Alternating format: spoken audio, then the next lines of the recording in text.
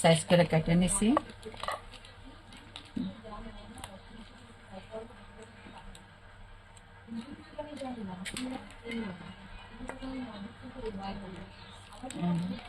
আজকে মূলত করা হবে barbecue. So happy new chicken, year. হ্যাঁ হ্যাপি নিউ ইয়ারের জন্য। হ্যাপি নিউ ইয়ার বলতে আমরা একসাথে খাবোই আর আমি কি। জিরা বাটা দিয়ে দিলাম, হুম, আদা রসুন বাটা দিয়ে দিয়েছি, গরম মশলার গুঁড়া, একটু হলুদের গুঁড়া, মরিচের গুঁড়া, জিরার গুঁড়া, স্বাদ মতন লবণ, সোয়া সস দিব তো একটু লবণটা কমে দেবে।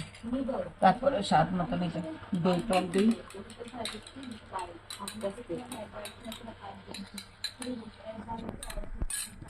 অ্যাড করে দিলাম সোয়া সস।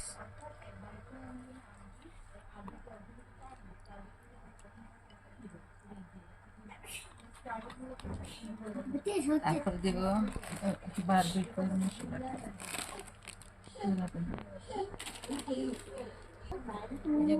চলে আসছে ছোট সদস্য, ঘুম থেকে উঠলো মাত্র। এটা হচ্ছে বারবিকিউ মশলা। হ্যাঁ, বারবিকিউ মশলাটা পুরোটা দিয়ে দিই। গুঁড়ো দুধ দিতেছে সেরকম। গুঁড়ো দুধ দিলেও ভালো লাগবে। গুঁড়ো দুধ দিয়ে দিলাম। সামান্য পরিমাণ দিলেই হবে। টক দই দিছি তো, আমি গুঁড়ো দুধ কম দিলে হবে। এই স্বাদ মতো সরিষার তেল। সরষের তেলটা ইম্পর্টেন্ট এই বারবিকিউর জন্য।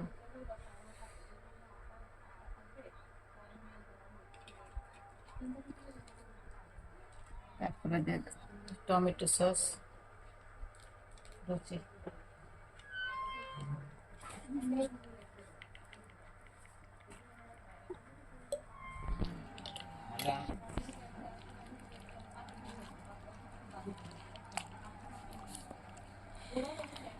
এখন চিকেনগুলো ভালো করে ম্যারিনেট করে নেবে।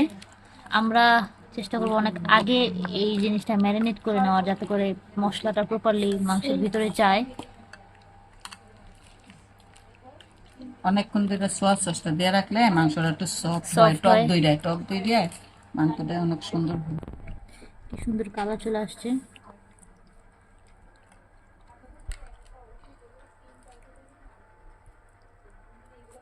সাবিত কয়টা যে পাপা দিছে থিওরে। নতুন বছর যাতে আনন্দতে কাটে, হাসি খুশিতে কাটে, এ দোয়া করবেন সবাই। ম্যাজিক মশলাটা দিছো? না, তুই একটা ম্যাজিক ছোট মশলা আছে প্যাকেটে।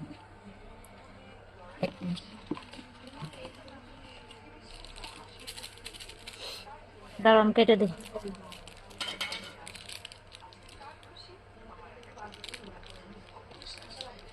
কাটতে হবে।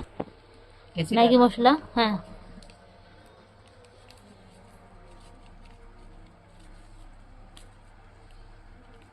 অনেক সুন্দর একটা কালার অলরেডি চলে আসছে, দেখতেও ভালো লাগতেছে। সরষের তেল দিছি তো, সরষের তেলে টক দই, গুঁড়া দুধ আর মশলা তো দিলামই, সবাই দেখছেন। সুন্দর করে মাখায় রেখে দিই। সাবিত, 1-2 ঘন্টা কেক লাগে। খাবা নাকি চিকেন খাবা বলো? ও লজ্জায় কথাই বলতে পারে না। থিও, এই আহিল, এটা কি করে? তুমি কি খাবে বলো, কি খাবে বলো? হ্যাঁ, চিকেন। ঠিকই। এটার নাম কি বলো? চিকেন। চিকেন। হ্যাঁ বলো আসসালামু আলাইকুম। বলো, বলো আসসালামু আলাইকুম। বলো, বলো সালাম দাও, সালাম দাও। মশলার কালারটা অনেক বেশি সুন্দর লাগতেছে নামু। হুম, এগুলো হচ্ছে আমরা আজকে চুলায় রান্না করব কিভাবে, তো এটাই দেখাইলাম। না তো খাইয়া আমরা 2 ঘন্টা 3 ঘন্টার জন্য রেখে দেবো। তারপর হচ্ছে এটা এটা আমরা তো চুলায় আজকে বারবিকিউ করব। সবাই তো কয়লা দিয়ে করে, আজকে আমরা চুলায় করব এবং কয়লার মতোই করে করব, মানে যাতে করে আমরা আবার কয়লার টেস্ট, গ্রান্ডাও হ্যাঁ দিব। হ্যাঁ, টেস্টটা যেন কয়লার পোড়ার মতোই হয়, ওরকম ভাবে করব। তো দেখতে থাকুন সম্পূর্ণ ভিডিওটা। আর এই দুইটা বাচ্চাকে কেমন লাগে অবশ্যই বলবেন। তো এই পর্যায়ে আমি এই ম্যারিনেট করা চিকেন প্রায় 4 ঘন্টার উপরে রেখে দিয়েছিলাম, যাতে করে চিকেনটা খুব সুন্দর এবং ভালোভাবে সফট হয় এবং বয়েল হয়। তো আপনারা যদি পারফেক্ট একটা রেসিপি বানাতে চান, তাহলে অবশ্যই অবশ্যই আপনাদেরকে প্রায় 3 থেকে 4 ঘন্টা সুন্দর করে ম্যারিনেট করে রাখতে হবে, তাহলে প্রপারলি এই যে মশলা সেটা আপনার সম্পূর্ণ চিকেনের ভিতরে যাবে এবং চিকেনটা সফট হবে। তো ফার্স্টেই আপনি দেখতে পেয়েছেন যে একটা আলাদা একটা পাতিলে নিয়ে নিছি আর কি চিকেনগুলো। এরপরে হচ্ছে পরিমাণ মতো করে সরিষার তেল দিয়ে দিছি। এখানে অবশ্যই সরিষার তেলটা ব্যবহার করতে হবে, তার সাথে সামান্য পরিমাণে পুদিনা পাতা, যাতে স্মেলটা খুব ভালো আসে। তো এই পর্যায়ে আমি খুব ভালোভাবে বলতে গেলে 70-80 বা 90% করে আমি এটা বয়েল করে নিচ্ছি খুব সুন্দর করে, যাতে করে একদম প্রপারলি এই চিকেনটা বয়েল হয়। আর যেহেতু এটা অনেক লং টাইম ধরে ম্যারিনেট করা ছিল, তা বয়েল হতে আমার খুব বেশি সময় লাগেনি, টু বি অনেস্ট। তো দেখেন আমি কিন্তু এইখানে কোনো রকম কোনো পানি ব্যবহার করি নাই। আপনি যদি ঢেকে রাখেন তো পানি অটোমেটিকই উঠবে। তো আপনারা তো জানেনই যে এই ব্রয়লার মুরগি বলেন বা ফার্মের মুরগি বলেন, এগুলোতে কিন্তু অত বেশি পানি ব্যবহার করা যায় না। তো আমার এই পর্যায়ে বয়েল হয়ে গেছে প্রপারলি। তো এটা আমি এখন সুন্দর করে নামিয়ে নিব। তো এগুলো আমি প্রপারলি যখন হওয়ার পর সুন্দর করে নামিয়ে নিছি, তখনই দেখতে কালারটা মাশাআল্লাহ অনেক ভালো লাগতেছিল। আর হয়ে গেছে অলরেডি কুক। এখন জাস্ট গ্রিলের যে একটা প্রসেসিং সেটাই আমি এখন করব।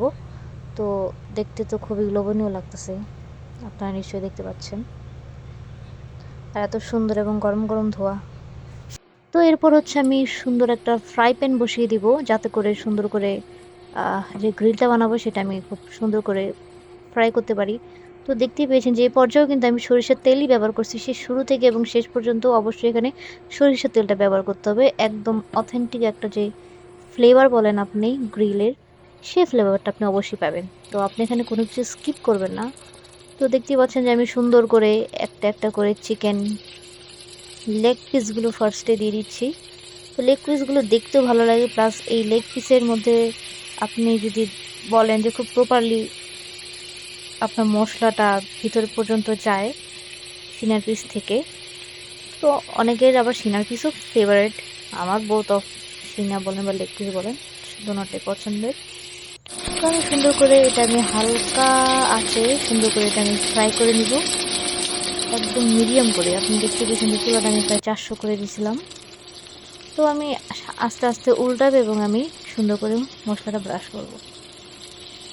এটা কিন্তু অনেকটা সময় নিয়ে করতে হবে। এটা কিন্তু আমি ভিডিওটা এত বড় করেছি যাতে করে বোঝানোর জন্য যে এটা আসলে অনেকটা সময় নিয়ে করতে হবে। একদম প্রপারলি যদি একটা রেসিপি আপনি চান তাহলে অবশ্যই সময় নিয়ে করতে হবে। তো এই পর্যায়ে আমি এটা উল্টে দিছি। এরপর হচ্ছে আমি মশলাটা ব্রাশ করে নেব। আপনারা দেখে মনে হতে পারে যে না এটা একটু বেশি ফ্রাই হয়ে গেছে, বিষয়টা তা না। আপনি যখন মশলাটা ব্রাশ করবেন, এবং সত্যি কথা এটা একদমই খেতে প্লাস দেখতে একদম অন্যরকম লাগবে। তো আপনারা এরকম সামান্য আঁচে সুন্দর করে মশলা ব্রাশ করে করে এরকম 2 থেকে 3 বার আপনারা উল্টাবেন এবং পাল্টাবেন। তো সুন্দর করে আমি মশলাটা ব্রাশ করে নিচ্ছি, দেখতেই পাচ্ছেন নিশ্চয়ই। আর সরিষা তেলের ফ্লেভারটা যে এত স্ট্রংলি আসতেছে, এটা গ্রিলের একটা মানে অন্যতম বৈশিষ্ট্য। যদি একটা পারফেক্ট গ্রিল বানাতে চান তাহলে অবশ্যই আপনার এটা সরিষার তেলের ফ্লেভারটা আসতে হবে, তাছাড়া কিন্তু আপনার গ্রিলটা একদম পারফেক্ট হবে না।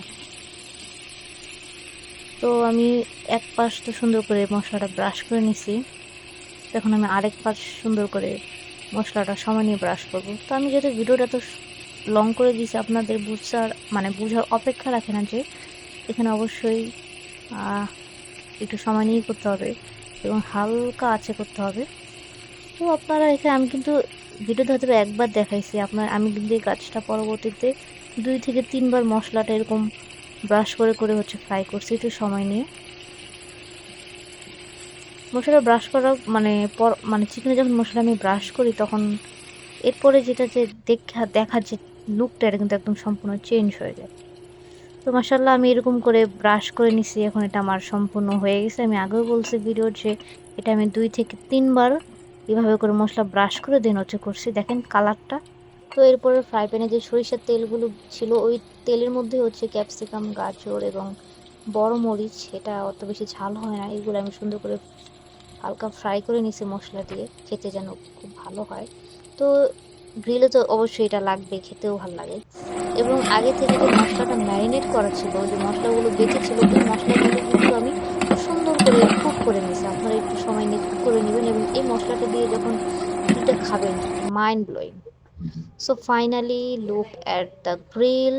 গ্রিলের সাথে গ্রিন চাটনি এবং আপনার টক দই চাটনি, সাথে সালাদ এবং গ্রিলের যে মশলাটা, এটা একদম সরিষার তেলে করা।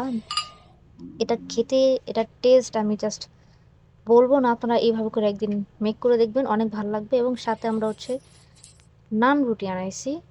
এটা বাইরে থেকে আনাইছি, বাসায় বানাইনি, যেহেতু গ্রিলটা বানাতে অনেক সময় লাগছে, সেটা আপনারা জানেন। এবং আমরা বাসার সবাই একসাথে খেতে বসছি, বিষয়টা এত পরিমাণের একটা ভালো লাগার বিষয় যে একসাথে খাওয়া। এবং সাথে আমার ভাইয়াও ছিল, ভাইয়া ব্যস্ততার কারণে সবসময় আমাদের সাথে খেতেও পারে না, বাট ওই দিন ভাইয়া ছিল, খুব ভালো লাগছে। তো আম্মু সবাইকে সুন্দর করে পরিবেশন করে দিতেছিল। তো গ্রিলটার কালারটা কেমন হয়েছে আপনারা অবশ্যই বলবেন, যাতে একটা পারফেক্ট একটা গ্রিলের যে লুক সেরকম হয়েছে কিনা অবশ্যই বলবেন। আর এটা যেহেতু সম্পূর্ণ সরিষার তেলের করার, এখানে কোনো রকম কোনো ভয় নেই যেখানে আপনার অ্যাসিডিটির প্রবলেম হতে পারে। সরিষার তেলে কোনো অ্যাসিডিটি প্রবলেম নাই। আপনি এভাবে করে গ্রিল খাবেন, একটু অয়েলি টাইপের খাবার, যেহেতু এটা অবশ্যই আপনারা চেষ্টা করবেন অয়েলি টাইপের খাবারগুলো সরিষার তেলে করা। তো সুন্দর করে গ্রিলের সাথে সামান্য পরিমাণে মশলা এবং সালাদ, তার সাথে তো রায়তা আছে, গ্রিন চাটনি যেটা পুদিনা পাতা দিয়ে বানানো হয়েছে এবং টক দই দিয়ে বানানো হয়েছে, এই প্রত্যেকটার কম্বিনেশন এত পরিমাণের ফ্লেভারফুল করে তুলে একটা গ্রিলকে, জাস্ট মাইন্ড ব্লোয়িং। তো আমি যে মরিচটা আর কি আলাদা করে ফ্রাই করে নিয়েছিলাম, সেই মরিচ প্লাস গাজর সাথে সামান্য পরিমাণে সালাদ, সব কিছু দিয়ে খাচ্ছিলাম।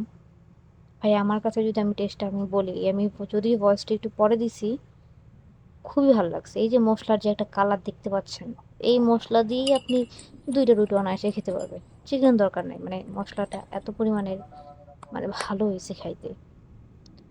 আর আমার বরাবর গ্রিল ভালো লাগে, আর তার সাথে যদি থাকে এরকম সুন্দর চাটনি, টক দইয়ের প্লাস হচ্ছে পুদিনা পাতার গ্রিন চাটনি, তাহলে তো আর কোনো কথাই নাই।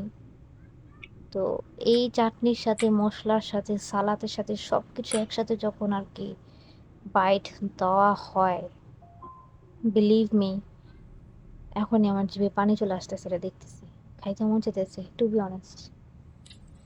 তো আপনাদের কাছে আজকের ভিডিওটা কেমন লাগলো অবশ্যই বলবেন। আর এরকম যদি ভিডিও চান অবশ্যই আমাকে কমেন্ট করে জানাবেন। যদি ভালো লেগে থাকে of course like, comment and share করবেন। চ্যানেলে নতুন থাকলে অফকোর্স সাবস্ক্রাইব করবেন।